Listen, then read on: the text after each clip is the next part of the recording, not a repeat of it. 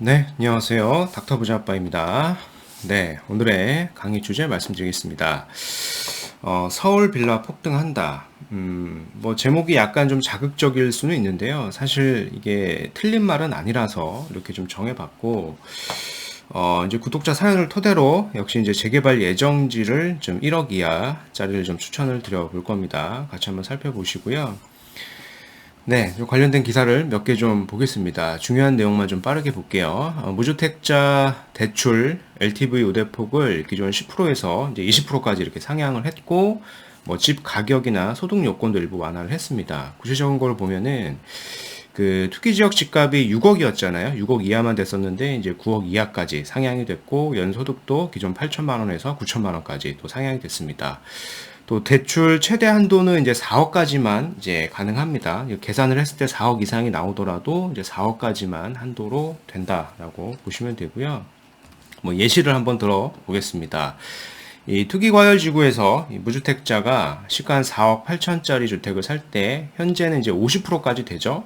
50%까지 돼서 2억 4천만 원이 되지만 이제 앞으로는 이제 60%까지 돼서 이제 2억 8천만 원까지 가능하다라는 얘기고요. 이제 한편 시가 이제 8억 원짜리 주택을 산다라고 할 때 뭐 산술적으로 계산을 해보면은 이제 4억 6천만 원까지 가능하지만 이제 대출 최대 한도가 이제 4억이기 때문에 4억까지만 대출이 나온다라고 생각하시면 됩니다. 이렇게 좀 자금 계획을 세우시면 될 것 같고요. 이제 한편 이제 강북에 이 중저가 아파트의 시세 상승세가 계속 지금 높아지고 있는 상황입니다. 이제 또 서울 아파트값 주간 상승률이 4주째 한 1%대이고요. 특히 이제 노도광이나 금강구 중심으로 상승세가 두드러지고 있습니다. 네. 게다가 이제 서울시가 이 재개발 규제 완화 정책을 발표하면서 이제 과거 이 뉴타운 같은 대규모 개발에 대한 기대감은 이제 상당히 있는 상황이죠. 그래서 빌라 가격이 지금 계속 오르고 있는 상황이고요. 이 정비사업 이슈와 더불어서 이제 서울은 중저가 아파트를 중심으로 수요층이 유입되며 키 맞추기를 하고 있습니다. 뭐 투자라기보다는 실수요다라고 좀 생각을 하셔야 됩니다. 그래서 서울 구별 아파트 매매 가격 변동률을 5월 28일 기준자로 봤을 때 1위, 2위, 3위가 노원, 강서, 이제 구로 이렇게 순서입니다. 그러니까 중저가 아파트들이 좀 많이 있는 지역이고 아마 30대 무주택자분들이 최근에 좀 많이 매수를 하고 있는 상황으로 데이터에 좀 나오고 있습니다. 네. 또 이게 이슈가 또 있는 게 있죠. 권장할 땐 언제고 날벼락 맞은 임대사업자 6개월 만에 집 어떻게 파나 뭐 이런 내용입니다. 새낀 임대주택을 등록 말소 후에 6개월 안에 판다는 것은 불가능에 가깝다. 임대사업자 등록을 하라고 권장할 땐 언제고 이제 와서 이제 손바닥 디딥듯이 세금 혜택을 다 빼앗나라고 하는 이제 불만 소리가 좀 많고요. 더 큰 문제는 또 그뿐만 아니라 세금을 걷어가는 문제뿐만 아니라 이 임대차 시장 자체가 크게 불안해질 것 같습니다. 무슨 내용이냐면 임대사업자 혜택을 급격히 축소하는 것이 이 전월세 시장에 줄 타격이 있다라는 겁니다. 민주당은 세제 혜택이 사라지면 이 사업자들이 쥐고 있는 65만 가구 중에 약 한 20%, 13만 가구가 시장에 매물로 나올 거라고 추정을 했지만 제가 봤을 때 실질적으로 이렇게 매물이 그렇게 많이 나올 것 같지도 않고, 왜냐면 양도세가 워낙 크니까, 물론 이제 중과 배제를 해준다라고 하지만 기간 안에 6개월 안에 팔기도 어렵고요. 하지만 다주택자 주택 매물이 느는 것은 이 전월세 공급이 줄게 되는 현상이겠죠. 매물이 나오는 거지 전월세 공급 물량이 나오는 게 아니기 때문에 이 전세난을 부추길 수밖에 없습니다. 또 이제 집주인들은 비용을 보통 세입자에게 다 전가시키기 때문에 전월세 가격이 큰 폭으로 올라가서 결국에는 이제 세입자들의 고통이 커질 수밖에 없다라고 예상이 되는 겁니다. 네. 오늘 이제 구독자 사연 간략히 좀 읽어봐 드리겠습니다. 이분은 이제 목동의 재건축 아파트, 뭐 몇 단지인지는 모르겠는데, 이제 한 채를 보유하고 있는 50대 초반 가장이라고 하시고요. 이제 목동의 아파트는 담보대출이 없고 실거주 중이시며 자녀 교육 문제와 거주 만족도가 높아 계속 보유를 할 생각입니다. 네, 뭐 목동의 재건축 아파트라고 하면은 계속 보유하는 게 맞을 것 같고요. 뭐 현재 여유 자금이 뭐 1억에서 2억 정도 이렇게 있으신 것 같습니다. 그래서 이 금액으로 서울 재개발 지역에 장기 투자를 하고 싶다. 그 세대 분리가 가능한 자녀 한 명으로 가능합니다. 경기도보다는 서울로 장기 투자를 생각하고 있습니다. 이렇게 사연을 좀 주셨고요.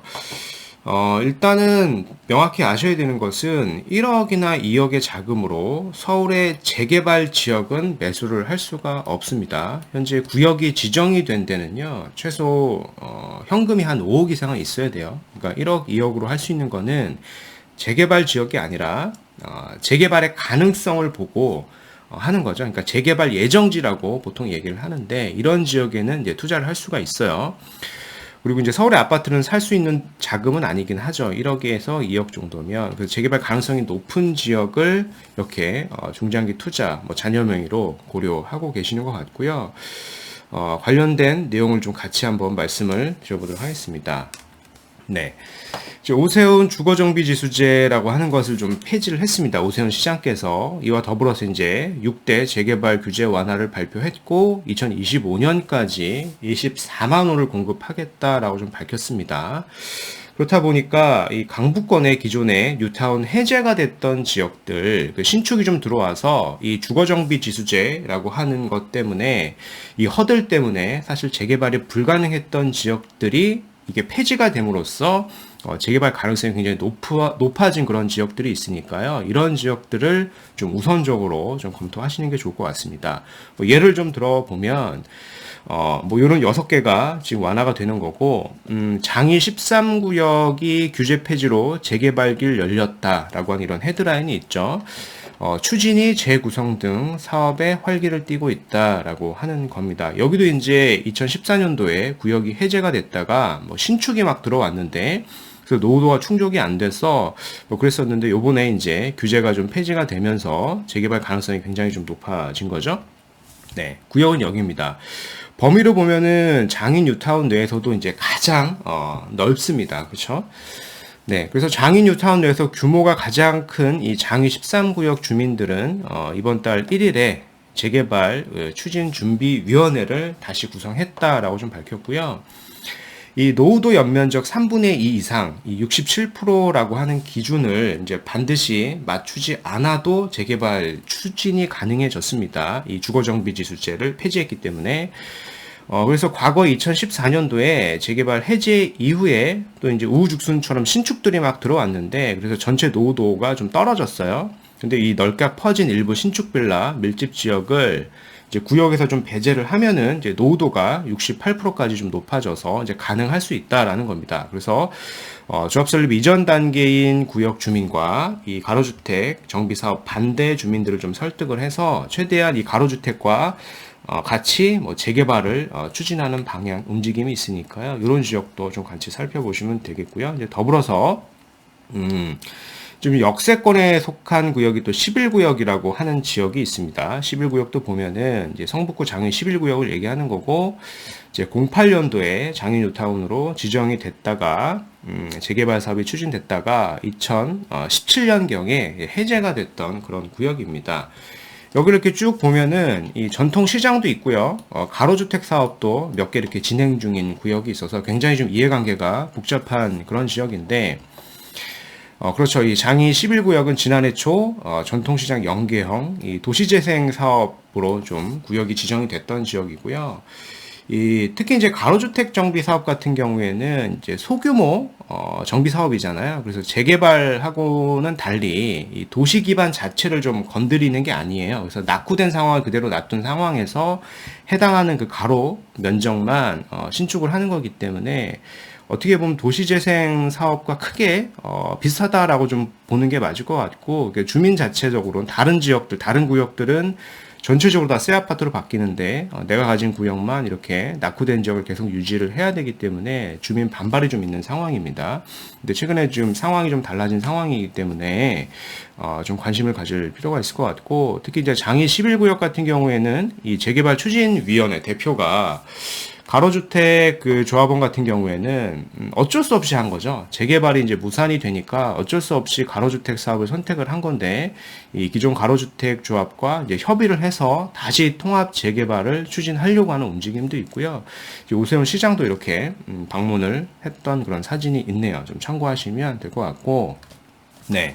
그래서 오늘 좀 말씀드린 내용을 좀 정리해 보겠습니다. 서울 빌라 폭등한다. 1억이야 서울 재개발 추천지라는 내용이고요. 무주택자 LTV 우대폭을 또 확대를 했죠. 이렇게 확대를 했고, 뭐 이런 상황이다 보니까 이제 강북의 중저가 아파트가 무서운 상승세를 좀 지속을 하고 있습니다. 물론 이제 투자 수요라기보다는 실수요에 입각한 그런 상승세라고 보시면 될 것 같고요.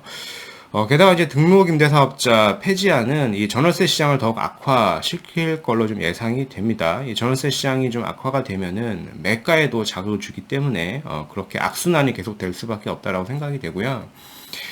이제 서울시 주거 정비지수의 폐지로 강북 뉴타운 해제 구역에 좀 관심을 가셨으면 좋겠습니다. 오늘도 그와 비슷한 얘기를 좀 드려봤고요. 이제 구독자 사연 중에 50대 초반 목동 1주택자 여유자금이 한 1억에서 2억 정도 있다라고 하셨습니다. 꼭 이제 서울에서 투자를 해야 된다라고 말씀을 하셨고요. 이 자금이라고 하면은 오늘 말씀드린 이 장인 뉴타운 일대 해제 구역을 보시거나 또 이제 창동 중공업지역 내 이런 데 보시면 됩니다.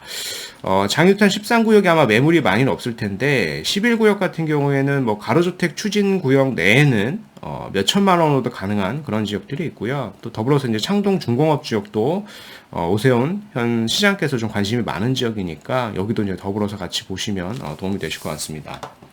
네. 그래서 오늘 영상이 좀 도움이 되셨으면요. 구독하기, 좋아요, 알림 설정까지 부탁드리겠습니다. 이상 닥터 부자였습니다. 감사합니다.